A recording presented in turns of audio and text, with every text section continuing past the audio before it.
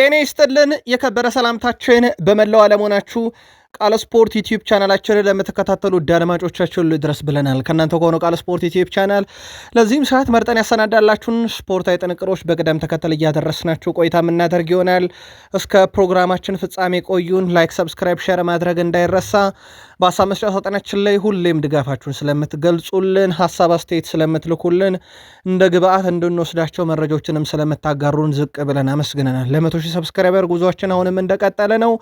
በመረጃ ሰዓታችን አስቀድመን የእግር ቤት ጉዳዮችን እንነግራችኋለን። ሰበር መረጃ ተይዟል። በባህር ማዶ ታላላቅ የአውሮፓ ክለቦችን የተመለከተ ወቅታዊ ጥንቅር ይዘናል። የባርሴሎናን ጉዳይ እናስቀድማለን። በማድሪድም በኩል በተመሳይ የቡድን ዜናና አንድ ለየት ያለ ጥንቅር ይዘናል።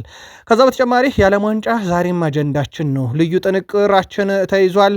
ለየት ያሉ መረጃዎችን አብራችሁን ስትቆዩም በዓለም ዋንጫ ዙሪያ ስትከታተሉ የእንግሊዝ ብሔራዊ ቡድን አሰልጣኝ ቶማስ ቱዌል ከትምህርት ቤት ይቅሩ እያሉ ነው። በጣም አነጋጋሪውን መረጃ በዚህኛው የመረጃ ሰዓት እናካፍላችኋለን።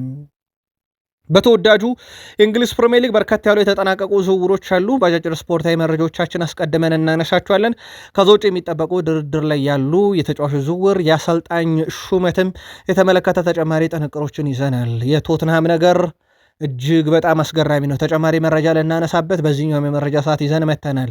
የማንቸስተር ሲቲ ያው ዛሬ ይፋዊ መረጃ አንድን ጉዳይ በተመለከተ መግለጫ አውጥተዋል። መግለጫውን ተንተርሰን ሲቲ ቤት ተጫዋቹን የተመለከተኛም መረጃዎችን አሰባስበን ለሲቲዝኖች ይዘን መተናል። ልዩ ጥንቅር ትከታተላላችሁ። በሰሜዎቹ በክለቦች ዓለም ሻምፒዮኖቹን በኩል ይፋ የተደረገ መረጃ አለ። ከዛ ውጪ ሰበር መረጃ ስናደርሳችሁ የቼልሲን የዝውውር ጉዳይ እናጠራለን። የሊቨርፑሉ ሰው አሁንም ፈላጊዎቹ ከፍ ብለው መጥተዋል። አንበሉን ነው ያውም ዛሬ ሊቨርፑል ቤት የተሰማ ስንብት አለ። ስለ ስንብቱ ቀንና ስለ ተሰናባቹ ሰው ጥቂት ነገር በመረጃ ሰዓታችን እናካፍላችኋለን። ሊቨርፑልያንም አብራችሁን ቆዩን። አርሰናል እስከ መጨረሻው እጅ ያልሰጠበት አንድ ዝውውር አለ። ጉዳዩ እንመለከተዋለን። ከዛ ውጭ የፕሪሚየር ሊጉን ምርጡን አማካይ ለማድረግ በሚደረገው ጥረት ላይ ስካይ ስፖርት አንድ መረጃን ይዞ ወጥቷል። በአርሰናል በኩል በግብ ጠባቂም ዙሪያ ዝውውር ለመፈጸም እቅድ እንዳላቸው ይታወቃል። የቡድኑን ወሳኝና ቁልፍ ተጫዋች የተመለከተ መረጃ ከዝውውር መረጃችን በተጨማሪ አርሰናል ቤት ዛሬም ይዘን መተናል። በማንቸስተር ዩናይትድ በኩል ደጋፊው ወዲያ ባለቤቶቹ ወዲህ የሆኑበት የክረምት የዝውውር መስኮት ቀኖች እየቆጠሩ ናቸው። ስካይ ስፖርት ስለ ዩናይትድ አንድ የሜዳ ክፍል ዝውውር ለየት ያለ መረጃ ይዞ ወጥቷል። ከአጥቂ ስፍራ ጋር በተያዘ የቲም ቶክ ዘገባን እንደወረደ እናደርሳቸዋለን። ዩናይትድ አማካኝ ክፍሉን በማጠናከር ሂደት ላይ እንደዚሁም በቡድን ውስጥ ወሳኝ የተባለውን ተጫዋች ኮንትራት በማራዘም ሂደት ላይ ተጨማሪ ጥንቅር ይዘናል። አብራችሁን ቆዩን። ላይክ፣ ሰብስክራይብ፣ ሼር ማድረግ ዛሬም እንዳይረሳ።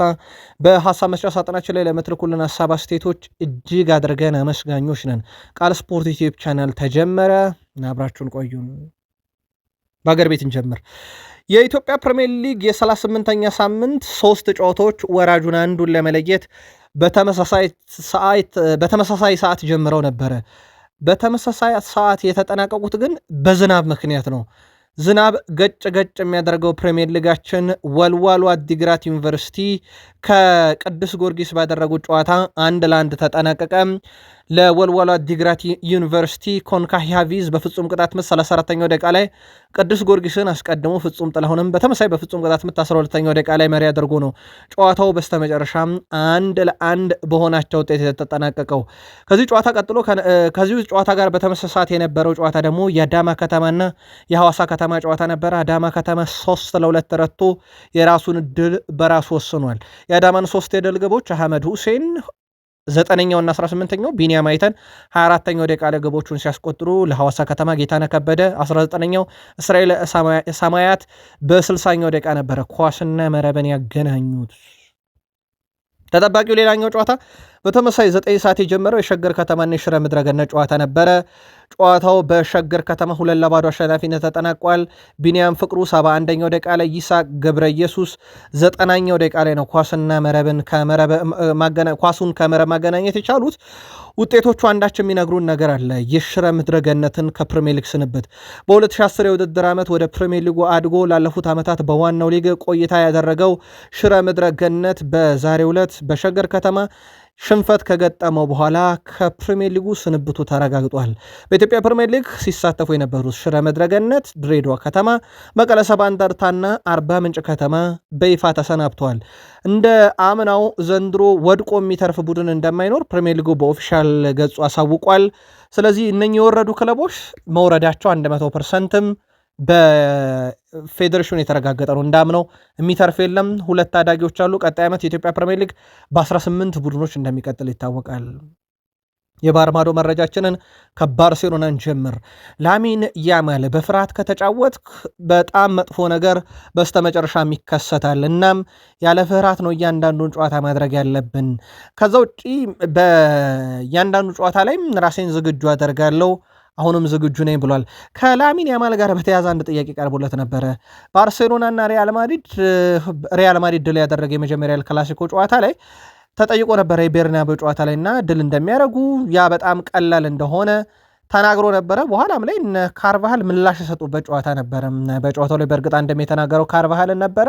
እሱ ግን አሁንም አልጸጸትም፣ ምክንያቱም በአመቱ መጨረሻ እኛ ነን ሻምፒዮን የሆን ነው። ካምፕኑ ላይ ምን እንዳደረግናቸው ሄዳችሁ ተመልከቱ። በሱፐር ካፕ ፍጻሜ አግኝተን ምን እንዳደረግናቸው ሪያል ማድሪድን ተመልከቱ። ስለ ሪያል ማድሪድ በምናገረው ነገር አልጸጸትም እያለ ነው ላሚን ያማል። በሪያል ማድሪድ በኩል ኤድዋርዶ ካማቪንጋ አቋሙን ግልጥ አድርጓል። ቀድሚያ የምሰጠው ማድሪድ መቆየት ነው ብሏል። ነገሮች ካልተሳኩ ብቻ ማድሪድን ይለቃል። እናም አሁን ባለው መጥፎ ሂደት ውስጥም ክለቡን ከመልቀቅ ይልቅ ለክለቡ መታገልን እመርጣለሁ ብሏል። የጆዜ ሞሪኒዮን ፍቃድ ይሁንታ ማግኘት ከሚጠበቅባቸው ተጫዋቾች አንዱ ሆኗል። ሪያል ማድሪድ በነገራችን ላይ እሱን ለመሸጥ ክፍት ነው። ሲቲ ምናልባት የቀረበለት ነው።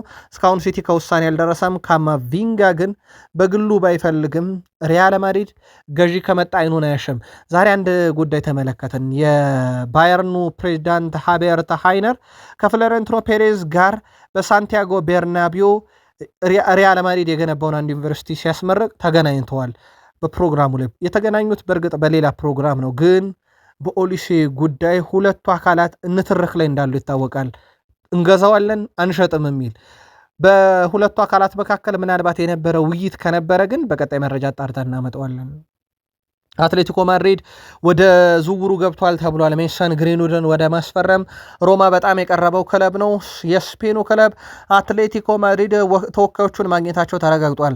ሜሰን ግሪንውድ የዲየጎ ሲሞኔን ቡድን ይቀላቀል ዘንድ ማለት ነው። በነገራችን ላይ ሜሰን ግሪንውድ ገና 24 ዓመቱ ነው። ዩናይትዳውያን ብዙ የሚቆጩበት ተጫዋቻቸው፣ ምክንያቱም የተሸጠው ዩናይትድ ገንዘብ ቸግሮት ገንዘብ ፈልጎ ዩናይትድ የመጫወቻ ደቂቃ አልሰጥህም ብሎት ወይንም እግር ኳሳዊ ጉዳይ አይደለም፣ የገዛ ፍቅረኛው ጾታዊ ጥቃት አድርሶብኛል ብላ በከሰሰችው ክስ ምክንያት ዩናይትድ የሴቱ ቡድን ክሱ ሲቋረጥም በዋናው ቡድን እንዳይጫወት ብለው ተቃውሞ ማሰማታቸውን ተከትሎ ዩናይትድ ብራንዱን ለመጠበቅ ሲል የሸጠው ተጫዋች ነው። በእርግጥ 40% ድርሻ ያገኝበታል። አሁን አትሌቲኮ ማድሪድ ወደ ዝውውሩ መጥቷል። በአትሌቲኮ ማድሪድ በኩል ግሪዝማን ክለቡን እንደለቀቀ የሚዘነጋ አይደለም። የአፍሪካ ተወካዮች በዓለም ዋንጫ 32 ውስጥ ሲገቡ ቅልል ብሏቸው ነበር ከአንድ ቱኒዚያ ውጪ። ከዛ በኋላ ግን በ32 ጥሎ ማለፍ የሚገጥሟቸው ቡድኖች ሁሉ ይረቷቸዋል። በዛ ላይ በጣም በሚያናድድና በሚያበሽቅ መንገድ ነው እየተሰናበቱ ያሉት። ይሄ የቃል ስፖርት ዩቲዩብ ቻናልም የቃል ስፖርት ዩቲዩብ ቻናል አዘጋጆችንም የቃል ስፖርት ዩቲዩብ ቻናል አብዛኛውንም የሰራተኛ ክፍል ልብ የሰበረ ያለም ዋንጫ ነው። በነገራችን ላይ በአፍሪካ ብሔራዊ ቡድኖች ዘንድ እየተመለከትን ያለ ነው። ከ16 ዓመት በፊትም በነገራችን ላይ ሉዊስ ሱዋሬዝ የሰበረው የአፍሪካውያንን ልብ ነበር፣ የጋናን ብቻ አልነበረም። እነሆ 16 ዓመት ሞላው ያቺ ቅጽበት ከተፈጠረች። ኡራጋይ በመለያ ምት 4-2 ጋናን ያሸነፈችበት። በነገራችን ላይ በጣም የሚያናድደው ጨዋታ ነበረ። በኔዘርላንድ በዩራጋይ በኩል በኋላም ላይ በኔዘርላንድ ተሸንፋ ተሰናብታለች። ጋናን በዛ መንገድ ብጥላትም የማይረሳ ቅጽበት። አሁን 16 ዓመት ሞላው። አሁንም ግን አፍሪካ ብሔራዊ ቡድኖች የሚጓዙበት መንገድ በጣም የሚያናድድም ጭምር ነው። ከዓለም ዋንጫው የተሰናበተችው በእርግጥ አፍሪካ ብቻ አይደለችም በተወከለችባቸው ሀገሮች አውሮፓም እንደ ጀርመን ያሉ ብሔራዊ ቡድኖቿ ተሰናብተውባታል። ከዓለም ዋንጫ የተሰናበተችው ጀርመን ከአሰልጣኙ ዩሊያን ኔግልስማን ጋር ልትለያይ ትችላለች። አሰልጣኙ ከቀናት በፊት ስራዬን አልለቅም ሲሉ ለጋዜጠኞች ተናግረው ነበር። የጀርመን እግር ኳስ ፌዴሬሽን በበኩሉ አሰልጣኙ መልቀቂያ እንዲያስገቡ እንደጠየቃቸው እየተዘገበ ይገኛል። አሰልጣኙ መልቀቂያ ካላስገቡ እንደሚሰናበቱ እንደተነገራቸው ስካይ ጀርመኒም አረጋግጧል። አሰልጣኝ ክሎፕ መንበሩን ሊረከቡ ምን ያህል እንደቀረቡ ማሳያ ነው። ምናልባት የርገን ክሎፕ የክለብ እግር ኳስን ሲያሰለጥኑ እናውቃቸዋለን። የቦሩሲያ ዶርትመንድ አሰልጣኝ ሳሉ በጣም ውብ እግር ኳስ አስመለከቱ። በሊቨርፑል ደግሞ ማረጋገጫ ሰጡ የሳቸውን የጥራት ደረጃ። ምናልባት የቶርናመንት ውድድር እንደ ክለብ አይነት ውድድሮች አይደሉም፣ እንደ ክለቦች ጊዜ የሚሰጥ አይደለምና ጀርመንን ቢይዙ ይሳካላቸዋል የሚለው ደግሞ ሌላኛው ጥያቄ ይሆናል። በዓለም ዋንጫ ፈረንሳይ አሁንም ከናስደናቂ ብቃቷ እንደቀጠለች ነው። በነገራችን ላይ 2018 የዓለም ዋንጫ አሸናፊ ፈረንሳይ ናት። የ2022 ቀጣዩ የዓለም ዋንጫ ላይ የፍጻሜ ተፋላሚ ናት። በአርጀንቲና የደረሰባት ሽንፈት ነው። ከዛ በኋላ ውድ ቤተሰቦቻችን ዘንድሮም በዛው ወጥ በሆነ አቋሟ ላይ ነውና በሶስት ተከታታይ ዓለም ዋንጫ የፈረንሳይ አቋም በጣም አስገራሚ ነው። የዓለማችን ምርጡ ጋዜጠኛ ይባላል፣ ወይም ደግሞ እሱ እግር ኳስን ሲያስተላልፍ መስማት በጣም ያስደስታል። ፒተር ድሩሪ በዓለም ዋንጫ በ7 ጨዋታዎች 2 ጎሎችን ማስቆጠር የቻለ ብቸኛው ተጫዋች በኬሊያን ምባፔ በኩል ማለት በዓለም ዋንጫ በ7 ጨዋታዎች ሁሉ ጎሎችን ማስቆጠር የቻለን ተጫዋች ኬሊያን ምባፔን በተመለከተ እሱን ማየት በጣም ያስደስታል። በተለይም ከኦሊሴ ጋር ያላቸው ጥምረት ፍጹም የተለየ ብሎ ፒተር ድሩሪ አድንቋቸዋል። ከዛ ውጪ የቀድሞ ብራዚላዊ ተጫዋች ሮናልዶ ናዛሪዮ ዴሌማ እኔ ምርጥ ብቃቴ ላይ ስገኝ የነበረውን አይነት ብቃት ነው አሁን ኬሊያን ምባፔ ላይ እያየሁበት የሚገኘውና እኔ ምርጥ ብቃቴ ላይ በደረስኩ ሰዓት ያለው ኬሊያን ምባፔን አሁን አይቼዋለሁ ሲል አወድሶታል። በዓለም ዋንጫ ጂልቤርቶ ሞራ የሜክሲኮ ተጫዋች ሁለተኛው ወጣት ተጫዋች ሆኗል። በዓለም ዋንጫ የጥሎ ማለፍ ጨዋታ ላይ የተጫወተ ማለት ነው። ፔሌ በ17 ዓመት ከ239 ቀን በመጫወት አሁንም ሪከርዱ በእጁ ነው። በእርግጥ በህይወት ባይኖርም ጂልቤርቶ ሞራ በ17 ዓመት ከ259 ቀን በመጫወት ሪከርዱን በሁለተኛ ደረጃ ላይ መቀመጥ ችሏል። ምናልባት ከዓለም ዋንጫ ጋር በተያዘ እንዲል ልናነሽ የወደድ ነው የፓትሪክ ክላይቨርትና የልጁ የጀስቲን ክላይቨርት ጉዳይ ነው። ሁለቱም እጅግ በተራራቀ ዓመት በ16 ዓመት ልዩነት ቢሆንም ሁለቱም ፍጹም ቅጣት ምት በተመሳይ መንገድ ስተዋል። በእርግጥ አባት ፓትሪክ ክላይቨርት በጨዋታ ማል የተገኘ ፍጹም ቅጣት ምት ለኔዘርላንድ ብረት መለሰበት። ጀስቲን ክላይቨርት ደግሞ በመለያ ምት ሰዓት ብረት መለሰበትና አባትና ልጅ ብረት በተለያዩ ዓመታት በተደረጉ የዓለም ዋንጫ በአስገራሚ ሁኔታ በተመሳይ መንገድ ግብ ጠባቂዎቹን በተመሳይ መንገድ ወድቀው የመለሰባቸው አጋጣሚ እየተመለከተን ነበር። እውቁ አሜሪካዊ ስትሪመር አይሾ ስፒድ በአንድ ወቅት በመዲናችን አዲስ አበባ መጥቶ እንደነበረ ይታወቃል። የክርስቲያኖ ሮናልዶ ቀንደኛ ደጋፊ ነው ሲባል አቅሎን የሳተም የሮናልዶ አድናቂ ነው።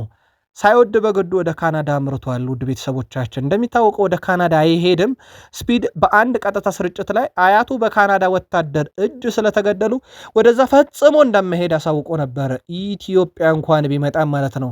ሮናልዶን ሲል ግን አያቱን ገዳይ ያላት ሀገር ካናዳ እንደሚያቀና ተረጋግጧል። ስለዚህ የማይፈልግባት ሀገር ያቀናል ማለት ነው። ከዓለም ዋንጫ ጋር በተያዘ ምናልባት ሮናልዶ በዓለም ዋንጫ የጥሎ ማለፍ ጨዋታ ግብ አስቆጥሮ አያውቅም። ምናልባት ይሄንን ችግሩን የሚቀርፍበት የዓለም ዋንጫ ከክሮኤሺያ ጋር ከሰዓታት በኋላ ጨዋታው የሚደረግ ይሆናል። የክሮኤሺያ ብሔራዊ ቡድን አሰልጣኝ ዝላትኮ ዳሊች የፖርቱጋል ጨዋታ የዓለም ዋንጫው ትልቁ ፈተና ብለውታል። አሰልጣኙ በሰጡት ቃል ፖርቱጋል ምርጥ አሰልጣኝ አላት፣ እንዲሁም ሁልጊዜ ግብ የሚያስቆጥረው ሮናልዶን የሚይዛለች ይላሉ እሳቸው። አክለውም ቡድኑ ሰፊ አማራጭ ይዟል፣ ሻምፒዮንስ ሊግ ዋንጫ ማሸነፍ የቻሉ ተጫዋቾችን በዚህ ቡድን ውስጥ አሉ ሲሉ ቪታኒያን እና እንደዚሁ ደግሞ ዦዋ ኔቬዝን ነው። ፖርቱጋል ምንም ድክመት የላቸውም፣ የተሟላ ብሔራዊ ቡድን ነው። ለእኛ በዓለም ዋንጫ እውነተኛው ፈተና ፖርቱጋልን መግጠም ነው ብለዋል። እንዳልኳችሁ ሮናልዶ ከሉካ ሞድሪች ነው ፍልሚያው። ሁለቱ አንጋፋ ሰዎች የመጨረሻ ዓለም ዋንጫቸውን ሲያደርጉ ያው አንዳቸው ዛሬ ግድ መሰናበት አለባቸው። በክርስቲያኖ ሮናልዶ በኩል ምናልባት ደግሞ የጥሎ ማለፍ ጨዋታ በዓለም ዋንጫ ገበያ ለማስቆጠር መጥፎ ሪካርዱን ይቀርፍበት የሆነ የሚል ይጠበቃል። ሮናልዶ ግን በ6 የዓለም ዋንጫ ተጫውቶ በ6ቱም ግብ ያስቆጠረ በታሪክ ብቸኛው ተጫዋች እንደሆነ ግን ቀድሞም ይታወቃል። የኦስትሪያ ፕሬዚዳንት አሌክሳንደር ቫንደር ቤሌን ይባላሉ።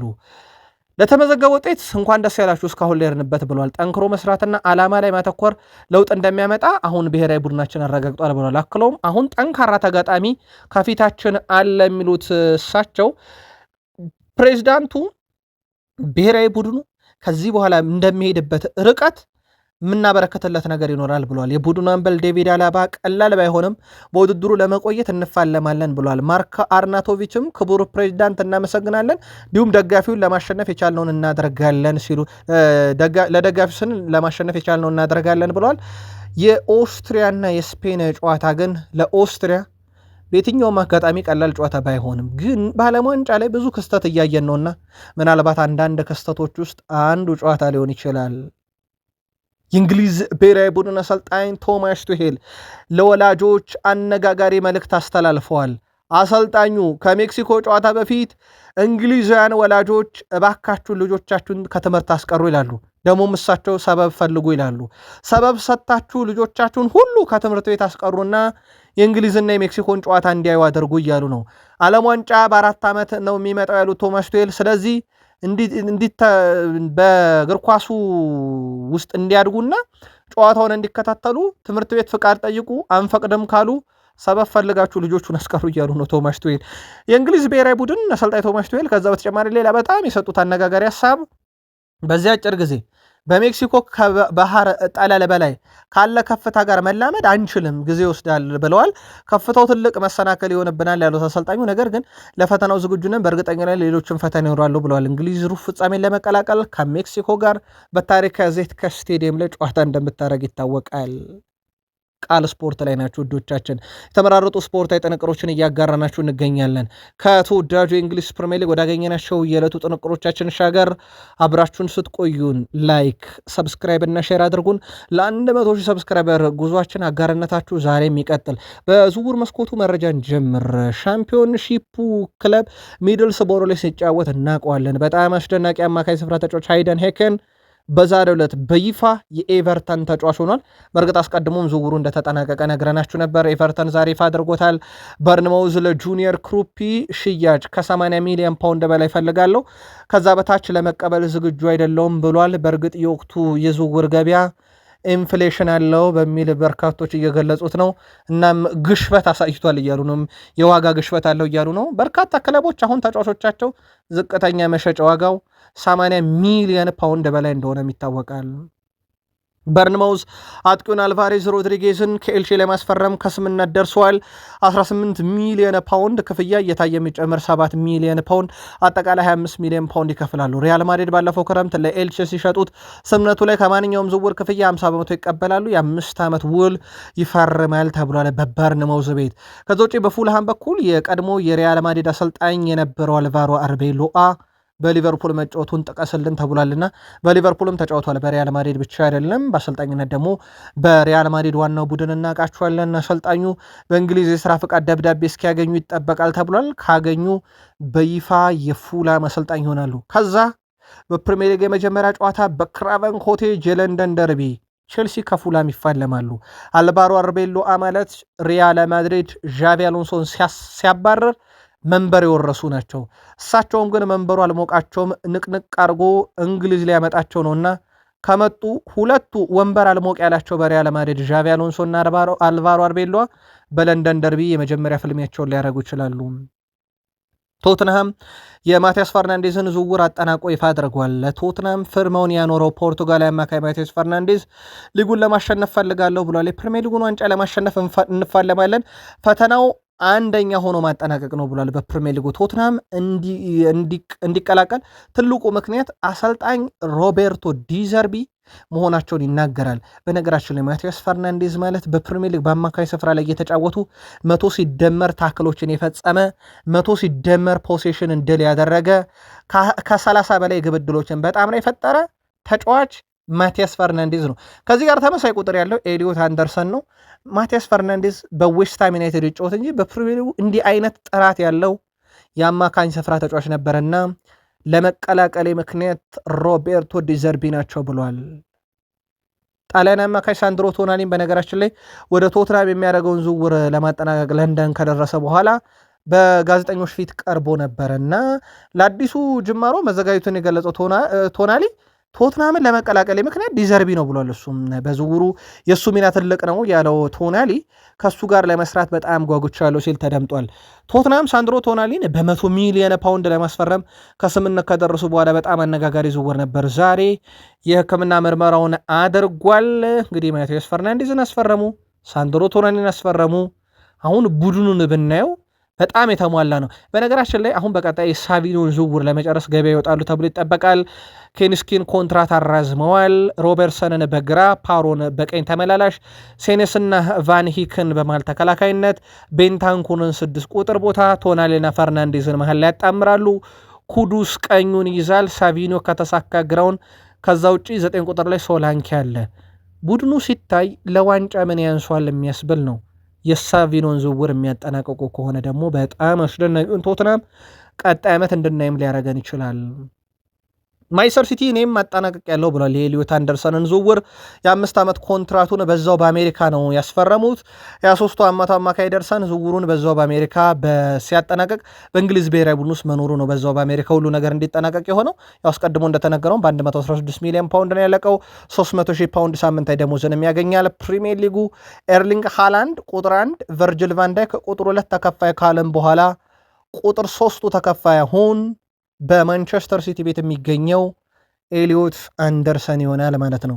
የተጫዋቹ ዝውውር ይኸው አስቀድሞም የተረጋገጠ ነበረ። በነገራችን ላይ በእንግሊዝ ፕሪሚየር ሊግ እንግሊዛዊ ውዱ ተጫዋች ነው። በእርግጥ በፕሪሚየር ሊግ ብቻ አይደለም እንግሊዛዊ ሆኖም ውዱ ተጫዋች እሱ ነው። ኤሊዮት አንደርሰን 135 ሚሊዮን ዩሮ ወጥቶበታል። ሪከርዱ የነበረው ቤሊንግሃም በ127 ሚሊዮን ዩሮ ከዶርትመንድ ወደ ሪያል ማድሪድ ሲያቀና ነበረም። በኖቲንግሃም ፎረስትን በኩል በነገራችን ላይ ከዚህ በፊት ኢላንጋን ሲሸጡ 61.4 ሚሊዮን ዩሮ ነበረ የሸጡት ኢላንጋን ለኒካስል። አሁን ኤሊዮት አንደርሰን ያንን ሪከርድ ሰብሮታል። ስለዚህ ለኖቲንግሃም ፎረስት ውዱ ሽያጭ ነው። በነገራችን ላይ በጣም ትልቅ በሚባል ገንዘብ ነው የሸጡት 135 ሚሊዮን ዩሮ፣ በፓውንድ ያው 116 ሚሊዮን ፓውንድ ነው። ከዛ ውጪ 23 ዓመቱ በታች ሆኖ ውዱ ሽያጭ የኬሊያን ምባፔ አሁንም ሪካርዶ እንዳለ ነው 180 ሚሊዮን ዩሮ። ከዛ በኋላ ዴምቤሌ ከዶርትመንድ ወደ ባርሴሎና 148 ሚሊዮን ዩሮ ነበር። አሁን ኤሊዮት አንደርሰን በእድሜ ትንሹ ሶስተኛው ውዱ ተጫዋች ሆኗል። ከዛ ውጪ በዓለማችን ላይ ውዱን ዝውውር ከተመለከትን ያው የዝውውር መስኮቱ ላይ የኔይማር ጁኒየር ነው 6ኛ ደረጃ ላይ ተቀምጧል። ኤሊዮት አንደርሰን ከኖቲንግሃም ፎረስት ወደ ሲቲ ያደረገው ዝውውር ማለት ነው። ኤሊዮት አንደርሰንን ምናልባት በቁጥር ከገለጽ ነው በፕሪሚየር ሊጉ 306 ፖሴሽንን ያሸነፈ 297 የአንድ ለአንድ ፍልሚያን ያሸነፈ 80 ጊዜ ለቡድኑ ቅጣት ምት ያስገኘ እነኝን ቁጥሮች የሚስተካከለው አንድም የፕሪሚየር ሊግ ተጫዋች የለም። አሁን በሲቲ ቤት ይገኛል። የማንቸስተር ሲቲ ዋና ስራ አስፈጻሚ የሆኑት ካልሆዱን አል ሙባረክ ስለ ኤንዞ ማሬስካ ሹመት ይናገራሉ። እኔ በጣም ደስተኛ ነኝ በኤንዞ ማሬስካ ሹመት፣ በእርግጠኝነትም ደጋፊዎች በሱ በጣም ደስተኛ እንደሚሆኑ እርግጠኛ ነኝ። እሱ እግር ኳስ ፈልሰፍናም በደጋፊዎች ይወደዳል እያሉ ይገኛሉ። ከዚህ ጋር በተያያዘም የአሰልጣኝ ኤንዞ ማሬስካ ሹመትን ከባድ የሚያደርግባቸው የሚተኩት ፔፕ ጋርዲዮላን መሆኑ ነው። ግን እሳቸው ለዚህ ትልቅ ፈተና ዝግጁ ናቸው። ምርጥ እግር ኳስን መጫወት ይችላሉ ኤንዞ ፈርናንዴዝ። ናም የሱን እዚህ መምጣት እንወደዋለን ብሏል ካልዱን አልሙባረክ የማንቸስተር ሲቲ ዋና ስራ አስፈጻሚ ከኤንዞ ማሬስካ ሹመት ጋር በተያያዘ ለተነሳላቸው ጥያቄ። በእርግጥ እሳቸው ብዙ ማብራሪያን የሰጡት ውድ ቤተሰቦቻችን፣ በቀጣይ መረጃ ለማንቸስተር ሲቲ ደጋፊዎች በቃል ስፖርት ዩቲዩብ ቻናል አካተን የምናመጣው ይሆናል። ኒኮላስ ጃክሰን በቼልሲ ቤት ንብረት ሆኗል። ሴኔጋል ከዓለም ዋንጫ ውጭ መሆኗን ተከትሎ ቀጣይ ተጫዋቹ ለመመድ የሚያደርገው በቼልሲ ቤት ነው። ምክንያቱም ባየር ሙኒክ የውሉ የመጨረሻ ቀንም መግለጫ አውጥቷል። በነገራችን ላይ ጁን 30 ውሉ ተጠናቋል። ውሉ ከተጠናቀቀም 2 ቀን ሆኖታል። 50 ሚሊዮን የመግዛት አማራጮችም እስከ ጁን 30 ነበረ። ያም ቀን አልፏልና ያንን እንደማይጠቀሙበት አስቀድሞ ማረጋግጦ ነበረ። ቪንሰንት ኮምፓኒ ጃክሰን አብሯቸው በነበረ ሰዓት ላይ ያደረገው ነገር ሁሉ አመስግኖ ወደ እንግሊዝ መመለሱን በዣቪ አሎንሶ ስርም ጥሩ ጊዜን እንዲያሳልፍ እመኝለታለሁ ብሏል። በርከት ያሉ ክለቦች አሁንም የቼልሲውን ተጫዋች ኒኮላስ ጃክሰንን የግላቸው ለማድረግ ፍላጎት አላቸው። በቋሚነት መግዛት አሊያም ደግሞ በውሰት የሚለው ክለቦቹ በይፋ ቼልሲን የጠየቀ የለም። ይፋዊ ጥያቄ በእርግጥ ግን ይፈልጋል። ቼልሲ ይፋዊ ጥያቄ ከመጣለት 70 ሚሊዮን ዩሮ የመሸጫ የቆረጠበት ዋጋ እንደሆነ ይታወቃል። ቼልሲ አጥቂ ይለቃል። ኤማኑኤል ሜጋን ጠዋት በማለዳው ጥንቅራችን ያነሳ ነው የቼልሲ ንብረት ሆኗል። ጃክሰን አለ፣ ማርጉዌል፣ ሊያም ዴላፕ አለ እና የሽያጭ ነገር ቼልሲ ቤት የሚጠበቅ ነው። ጃክሰን ግን ሴኔጋል መሰናበቷን ተከትሎ በቀጥታ ወደ ቼልሲ ነው የሚያመራው። ሪያል ማድሪዶች አሁን እርግጠኛ ሆኗል ኤንዞ ፈርናንዴዝ ላይ። ምክንያቱም ወኪሉ ሃቪየር ፓስቶሬ የቀድሞ የፓሪስ ሰን ዠርሜን ተጫዋች ዛሬ በይፋ ወጥቶ ከዚህ በኋላ ከቼልሲ ጋር ያለን ነገር አብቅቶ አዲስ ክለብ እየፈለገን ነው፣ ማድሪድ ሊጫወትባት የሚወዳት ከተማ ናት ማለቱን ተከትሎ ዝውውሩ ልሞስት ያበቃ ነገር መሆኑን ቀደም ባለው የሁለተኛ የዝውውር ቻናላችን በተለይም 9 ሰዓት ላይ በለቅቅ ነው ማለት ነው አድርሰናችሁ ነበረ። ሁለተኛ የዝውውር ቻናላችን ከ33,000 በላይ ሰብስክራይበር ያለው የዝውውር ቻናል የሚል ነው። እዛ ላይ በሰበር አድርሰናችሁ ነበር። ያው የቼልሲ ደጋፊዎች በዛ መረጃችን ላይ በሀሳብ መስጫ ሳጥናችን ላይ ቀድሞም ያልነበረ ተጫዋች ነው እና ስንብቱ ተገቢ ነው እያሉ ነው። በእርግጥ ኦፊሻል የሆኑ ነገሮች ገና ይቀራሉ። ከዛ ውጭ የሚጠበቀው የግራኒት ዣካ ዝውውር ነው። ቼልሲ ሁለተኛው ጥያቄ ከ13 ሚሊዮን ፓውንድ በላይ አይበልጥም እየተባለ ነው። እልህ የያዛቸው ሰንደርላንዶች ደግሞ ከ30 ሚሊዮን ፓውንድ በታች ላይሸጡት ይችላሉ እየተባለ ነው። ተጫዋቹ ፍላጎት ስላለው ምናልባት ሰንደርላንዶች የተጫዋቹን ፍላጎት ካከበሩ ብቻ ገንዘብ ሊቀንሱ ይችላሉ። ቼልሲ ግን ሁለተኛው ጥያቄ 13 ሚሊዮን ፓውንድ በላይ አይሆንም፣ ከዛ በታች ነው የሚሉ መረጃዎች በስፋት እየወጡ ነው። የሊቨርፑል አምበል የመጨረሻ የኮንትራቱ ጊዜ ላይ ይገኛል። በርከት ያሉ ፈላጊዎች መጥተዋል። በነገራችን ውድ ቤተሰቦቻችን ከዚህ ጋር በተያያዘ ታዲያ የሊቨርፑል ደጋፊዎች በቃል ስፖርት ዩቲዩብ ቻናል በሀሳብ መስጫ ሳጥናችን ላይ ሽያጩን እንደማይፈልጉ ቨርጅል ቫንዳይክ እና በቡድኑ ያለው ኮንትራትን ቢቀጥል እንደሚመርጡ ነግረው ነበር። ጋላታሳራዮች ሁኔታውን እየተከታተሉ ነበር። አሁን ሌላ ክለብ መጥቷል፣ ኤስ ሚላን። ዝላታን ኢብራሂሞቪች የዚህ ቡድን የውስጥ ስራዎችን እንደሚሰራ ይታወቃል። አማካሪ ሆኖ ማለት ነው፣ በማማካር እንደሚሰራ ይታወቃል። ቡድኑን ዝላታን ቨርጅል ቫንዳይክ እንዲመጣ መክሯል። የሊቨርፑል አምበል በሲዝኑ የመጨረሻ ወቅት ላይ ሲገኝ ታዲያ አሰልጣኙ ምን አይነት ውሳኔ ይወስናሉ የሚለው በትልቁ ይጠበቃል። ከዛ ውጪ በአሰልጣኝ ስራ ላይ እንግዲህ የሚገኙት አሁን ሩበን አሞሪም ናቸው። እሳቸው በቡድን ውስጥ እንዲካተተን ፍላጎት አላቸው ተብሏል። ትልቅ ልምድ ይዞ ይመጣል ተብሎ ይታሰባል። በቡድን ውስጥ የሊቨርፑል ውሳኔ ይጠበቃል። ኮንትራቱን ያራዝሙታል ወይንስ 1 ዓመት አጫውተው በነፃ ይለቁታል የሚለው በሊቨርፑልም በኩል ገና አልተወሰነም። ሉካስ ስቴቨን በቋሚ ዝውውር ሊቨርፑልን ለቆ ቦልተን ወንደረርስን ሻምፒዮንሺፑን ተቀላቅሏል። ሊቨርፑል 700,000 ፓውንድ የሚቀበል ሲሆን ከወደፊት ሽያጩ ላይ 20% ታመጣላችሁ ብሏል። ተጫዋቹ የሚያድግ ከሆነ በዛ ውስጥ ማለት ነው። ዛሬው ሊቨርፑል ቤት ትልቁ ዜና በቀጣይ የክለቡ ወሳኝና ቁልፍ የተባሉት ሰው ከክለቡ መልቀቅ ነው። እንመለስበታለን። አንድ ሰውን መረጃ እናንሳና ግን ግራም ሱነስን እናንሳቸው። ሊቨርፑልያን በጣም ከሚወዱት ተጫዋች ታሪካዊ ተጫዋች አንደኛው ነው ግራም ሱነስ። በሊቨርፑል ወደ 359 ጨዋታን ያደረጉ 55 ጎል ያላቸው ከ1978 እስከ 1984 የተጫወቱ ግራም ሱነስ አሁን በተንታኝነት ይገኛሉ።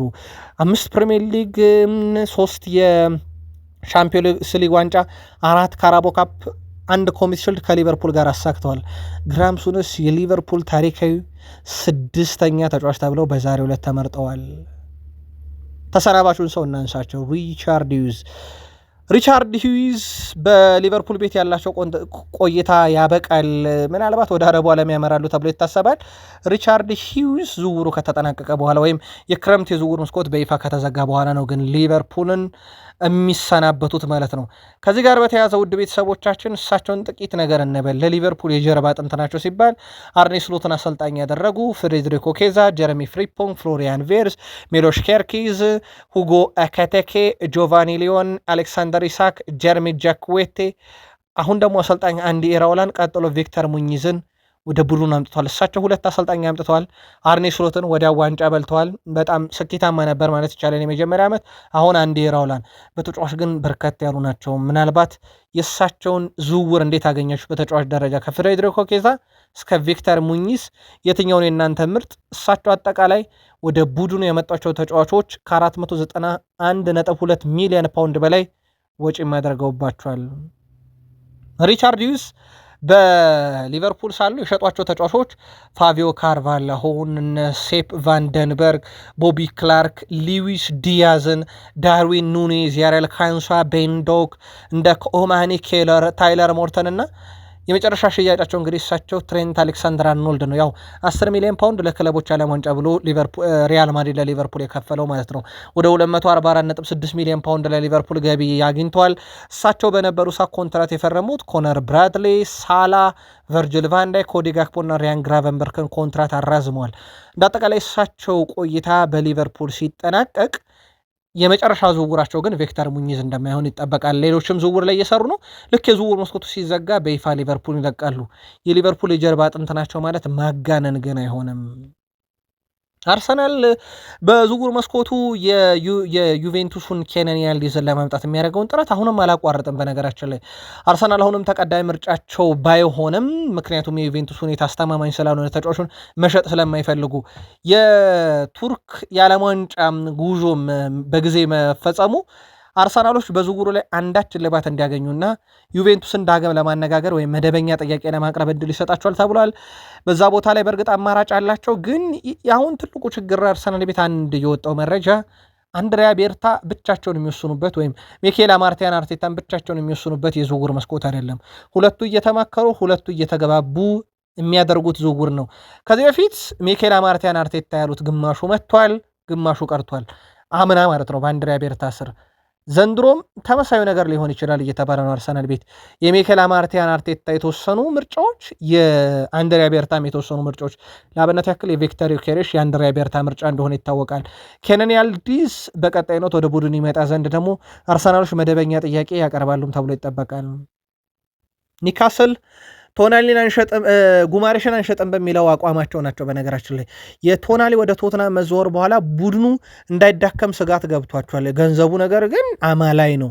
ከባርሴሎና 80 ሚሊዮን ዩሮ አገኙ። በጎርደን ዝውውር ከቶናሊ 100 ሚሊዮን ፓውንድ በላይ ያገኙ። አሁን ደግሞ ብሩኖ ጉማሬሽን እንግዲህ ገበያው ላይ ያለ ተጫዋች ነው። በእርግጥ ይሄ ዝውውር ሊፈጸም ይችልባቸው የራሱ የሆኑ እድሎች ቢኖሩም ግን ኒካስል እስከ መጨረሻው ለማቆየት ይታገላል ተብሏል።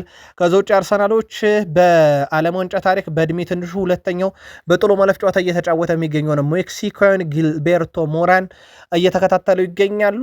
በአውሮፓ ውስጥ ብቸኛው ክለብ ባይሆንም አርሰናል ግን ተጫዋቹን በማስፈረም በውሰት ለመስጠት እቅድ አለውና ሁኔታውን በዓለም ዋንጫም ጭምር የተጫዋቹ ሁኔታ እየተከታተለ ነው። አርሰናል የቀድሞ ኢንተር ሚላን ግብ ጠባቂ ያን ሶመር ከክለቡ መልቀቁን ተከትሎ ሁኔታውን እየተከታተለ ነው። በተለይም ኬፓ አሪዛባላጋ አርሰናል የሚለቅ ከሆነ ገዢ መጥቶ ማለት ነው 5 ሚሊዮን ፓውንድ ነው ለቼልሲ የከፈሉት አምና ኬፓን ሲያመጡ። እስካሁን አርሰናል ከቼልሲ የሚያመጣው ያለው ተጫዋች እንዳለ ግን አልተረጋገጠም። በዚህ ዓመት ምናልባትም አርሰናል ሊዘል ይችላል በዚህ ዓመት ከቼልሲ ተጫዋች ማምጣት። ግን አምና ኬፓን በ5 ሚሊዮን ፓውንድ አምጥቷል። ኬፓ ዘንድሮ ከለቀቀ የኢንተር ሚላኑ ግብ ጠባቂ የነበረው ያን ሶመር ሊመጣ ይችላል።